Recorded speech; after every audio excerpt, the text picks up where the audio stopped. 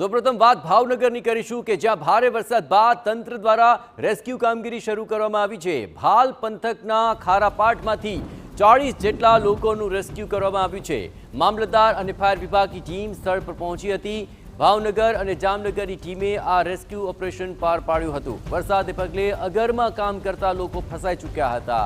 ફસાયેલા 25 જેટલા લોકોની રેસ્ક્યુ કામગીરી હજુ પણ યથાવત રહી છે।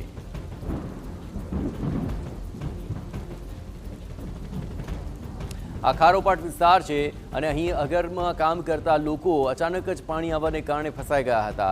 જોકે દર વર્ષે આ પ્રકારની સમસ્યાઓનો સામનો ત્યારે થાય છે કે જ્યારે મોટા પ્રમાણની અંદર અનરાધાર વરસાદ વરસી જતો હોય છે।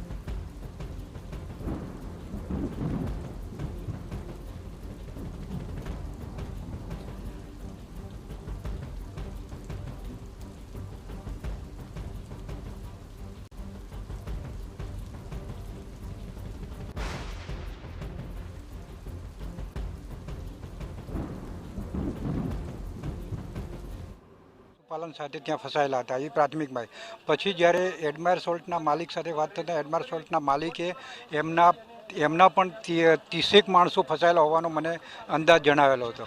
જ્યારે અમે બીએમસીની અમારી ફાયરની ટીમને બોલાવી અને ટીમ જ્યારે આવી ત્યારે પછી એમને રેસ્ક્યુ કર્યું અને અત્યારે એની યાદી બનાવી રહ્યા છીએ। એ યાદી જોતાં લગભગ 35 માણસોનો સમાવેશ થાય। કોઈ પ્રકારની જાનહાની, કોઈને વાગવું કે નુકસાન કઈ કર્યું? કોઈ જાતની જાનહાની જેવું કશું નથી। કોઈ ભાવનગર જિલ્લામાં 2 દિવસથી સતત અનરાધાર વરસાદને લઈને અનેક જગ્યાએ મુશ્કેલી ઊભી થવા પામી હતી।